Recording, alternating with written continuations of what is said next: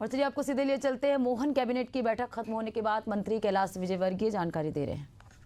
उन्होंने कहा है, उसके साथ ही मध्य प्रदेश के साथ साथ उन्होंने शहडोल, जो एक छोटा सा जिला है, नया जिला हमारा, वहाँ के फुटबॉल खिलाड़ियों की भी उन्होंने एक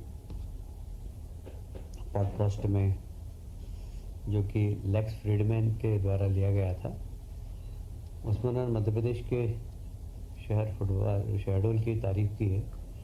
और उस पॉडकास्ट को देखा जर्मन के खिलाड़ी फुटबॉल कोच डिडमार बायर्स-डाफर्स ने।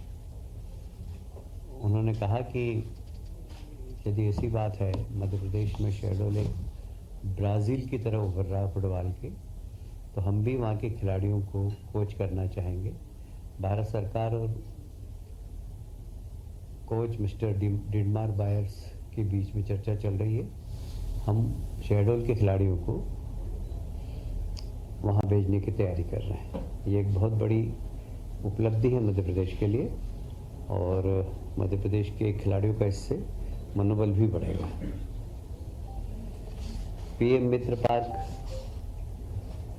धार जिले के अंदर है, वह फिर से एक बार पूरे देश के अंदर एक क्रांति आ रही है कॉटन इंडस्ट्रीज की। एक समय था कि हमारे देश में कॉटन इंडस्ट्रीज पूरी दुनिया के अंदर बड़ी फेमस थी। इंदौर, उज्जैन, अहमदाबाद, बुरहानपुर, ये सब कॉटन इंडस्ट्री के बड़े उद्योग थे, बड़े कॉटन के मार्केट भी थे, और बड़े कॉटन क्लॉथ की मार्केट भी थे। दुर्भाग्य से कुछ समय ऐसा आया कि कॉटन इंडस्ट्री पूरी तरीके से ठप हो गई। आप सभी जानते हैं, उसमें लाखों मजदूर भी बेरोजगार हुए थे, पर सरकार ने उन बेरोजगार मजदूरों के लिए चिंता की।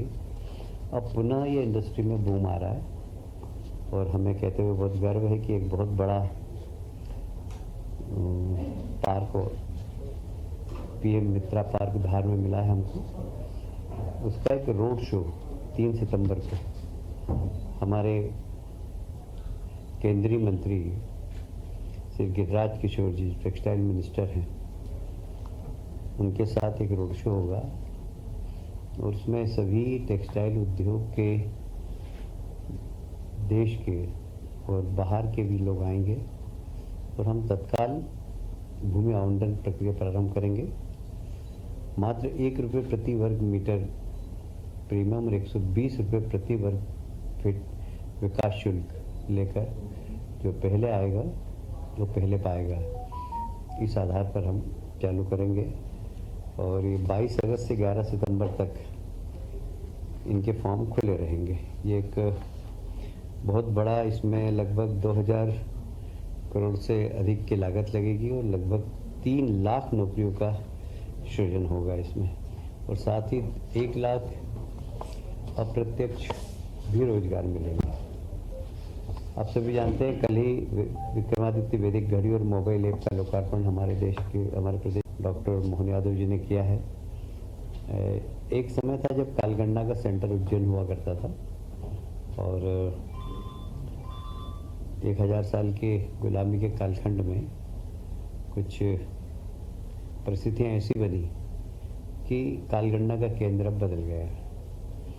हमारा प्रयास होगा, क्योंकि हमारा जो कालगणना हमारी है वह बिल्कुल एक तरीके से वैज्ञानिक है, और उसमें फ्रैक्शन ऑफ सेकंड का भी परिवर्तन नहीं आता है।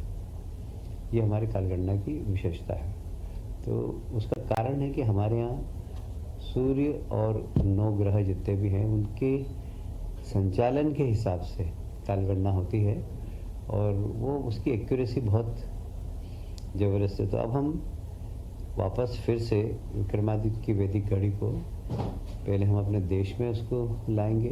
उसका मोबाइल ऐप भी बन गया, आप लोग भी उस ऐप को डाउन कर सकते हैं, और वर्तमान समय को और वैदिक समय के बीच में आप अंतर भी महसूस कर सकेंगे। उसमें हमारा पुराना कैलेंडर, पुराने वार, पुराने उपास, ये सब रहेंगे। तो एक बहुत बड़ा एक तरीके से इसमें रिसर्च हुआ है, और एक बहुत बड़ी सौगात हम देश और दुनिया को देने जा रहे हैं।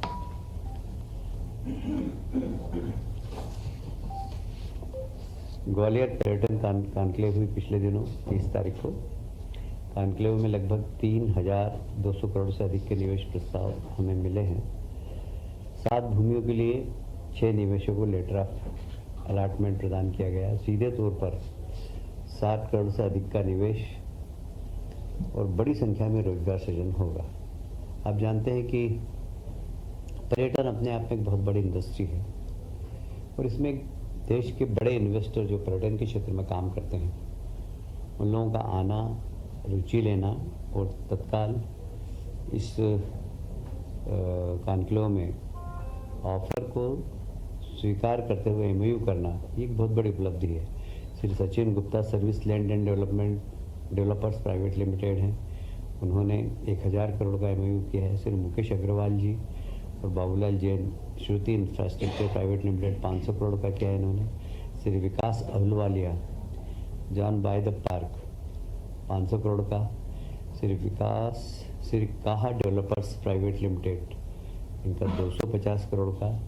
और ऐसे ही लगभग 20 से अधिक निवेशकों के प्रस्ताव मिले हैं, जिसकी राशि कुल 3,200 करोड़ से अधिक रही है। यह कॉन्क्लेव 11 से 13 अक्टूबर तक आयोजन होने वाली मध्य प्रदेश ट्रेवल मार्ट की एक तैयारी का हिस्सा है।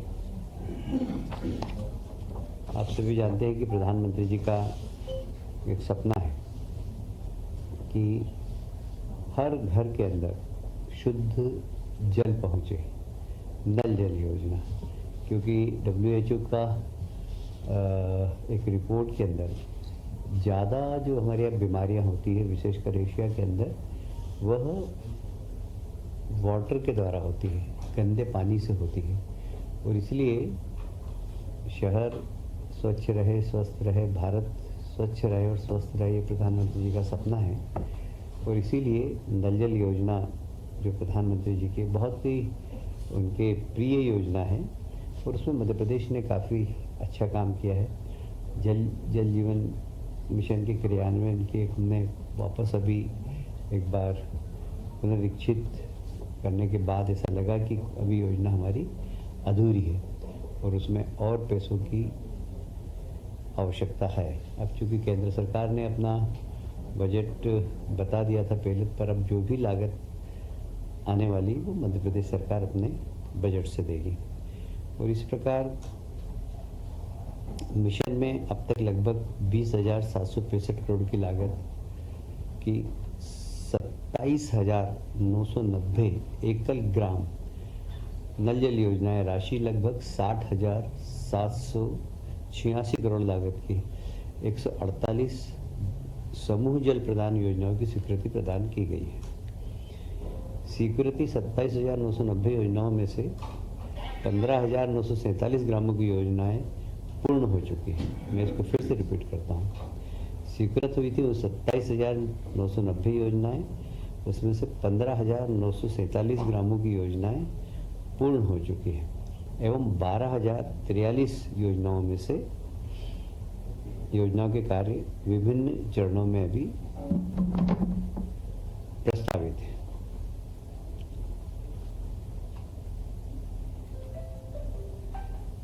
विभिन्न कारणों में अभी तक कुल 8,358 योजनाओं के फिर से पुनरीक्षण की आवश्यकता हुई।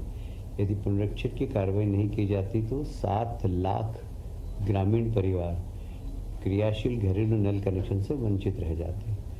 प्रत्येक घर में नल पहुँचे, ये प्रधानमंत्री जी के सपने को पूरा करने के लिए हमने बार बार इस योजनाओं को मुख्यमंत्री जी स्वयं इसका पुनरीक्षण करते हैं और हमें लगा कि इसमें राज्य सरकार के एक बड़े बजट की आवश्यकता है और इसीलिए आज इसको कैबिनेट में लाया गया है।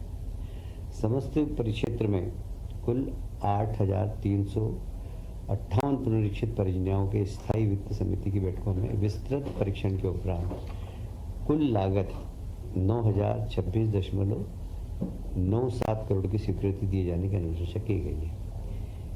इन योजनाओं की मूल स्वीकृति लागत 6,212.76 करोड़ है। इस प्रकार कुल 2,813.21 करोड़ हैं, जो लगभग 13.55% है। योजनाओं की लागत में रुपये 2,813.21 करोड़ की केंद्रांश से समानुपातिक राशि प्राप्त नहीं होगी, इसलिए लागत वृद्धि की संपूर्ण राशि राज्य सरकार द्वारा वहन किए जाना है।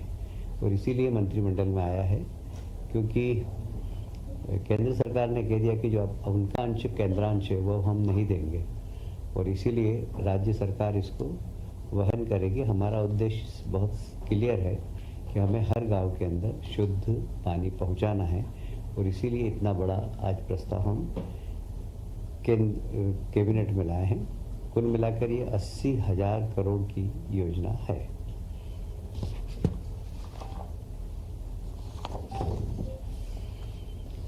उज्जैन शहर के अंदर हरी फाटक एक है, वहाँ पर आरओबी बनना है।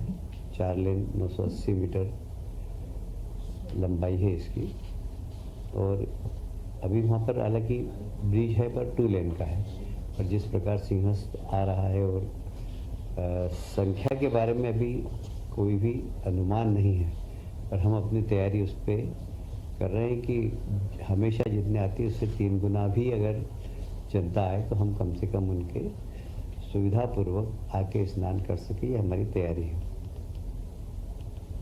वहाँ पर चूँकि 4 लेन ब्रिज के दोनों साइड बन गई है, और ब्रिज 2 लेन का ही है, इसलिए हमेशा ब्रिज पे जाम भी लग जाता है, इसलिए 4 लेन वहाँ पर बहुत आवश्यक है। तो 4 लेन ब्रिज बनने वाला है। इसकी लागत लगभग 371 करोड़ की है प्रशासकीय स्वीकृति। आज इसको कैबिनेट ने मंजूरी दे दी है, फाइनेंस की भी मंजूरी आ चुकी है, और हमारे विभाग ने भी इसमें मंजूरी दे दी थी। एक और लोक निर्माण विभाग का बड़ा महत्वपूर्ण प्रस्ताव है, ये भी इंदौर उज्जैन ग्रीनफील्ड रोड। इसमें 4 लेन रोड है, साथ में पेवर शोल्डर है, और साथ में सर्विस लेन भी है। तो यह पहले विभाग बनाने वाला था इस रोड को, पर चूँकि वहाँ के ग्रामीण क्षेत्रों के लोगों की मांग थी कि यहाँ सर्विस लेन भी बनाई जाए, तो इसकी लागत बढ़ रही थी, इसलिए इसको हाइब्रिड एन्युटी मॉडल, जिसमें बीओटी भी होता है और ईपीसी भी होता है, तो ईपीसी और बीओटी दोनों मिलाकर इसको हाइब्रिड एन्युटी मॉडल कहते हैं, एन्युटी मॉडल कहते हैं इसको। और इसकी लागत लगभग अब हो गई है 2,935.15 करोड़। इसमें अंडरपास भी हैं, फ्लाईओवर भी हैं, छोटे छोटे मध्यम श्रेणी के पुल भी हैं, जंक्शन भी हैं। इन सबको ध्यान में रखते हुए लागत थोड़ी सी बड़ी है। इस मार्ग को हम कोशिश कर रहे हैं कि हम 17 महीने में पूरा कर दें, और इसके संसाधन और कंसेशन की जो समय सीमा है वो लगभग 17 वर्ष होगी। इसमें भी वित्त विभाग की सहमति आ गई है, और ये महत्वपूर्ण रोड है क्योंकि ऑलरेडी इंदौर उज्जैन रोड है पहले से, उसको 4 लेन से 6 लेन हमने किया है। ये एक एक्स्ट्रा रोड बनाई जा रही है। इसी प्रकार इसी एन्युटी मॉडल से नर्मदापुरम टिमरनी मार्ग, ये 2 लेन बन रही है, और मैं पेवर शोल्डर, ये भी हाइब्रिड एन्युटी मॉडल, जैसे मैंने बताया आपको 72 किलोमीटर की परियोजना है ये, और लगभग इसकी लागत भी 972.16 करोड़ की होगी। इसमें भी 2 अंडरपास है, 4 बड़े पुल हैं, 37 मध्यम श्रेणी के पुल हैं, कुछ जंक्शन है 14, और बीच में क्रॉसिंग भी है। इन सब को मिलाकर एक अच्छी रोड बने, और इसका भी मार्ग निर्माण कंसेशन अवधि 17 वर्ष रहेगी। यह भी एक बहुत अच्छी रोड बनने वाली है। आज के विषय मेरे समाप्त होते हैं। इन विषयों से संबंधित कोई आपके पास प्रश्न होते तो पूछ सकते हैं।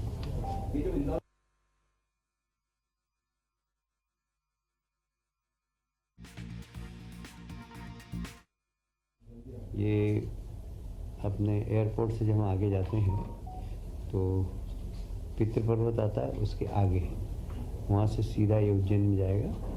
48 किलोमीटर का ही है ये, में बन रहा है। नया रोड, जब भी कोई किसी स्थान पर नया रोड बनता है तो उसको बोलते हैं ग्रीन फील्ड रोड।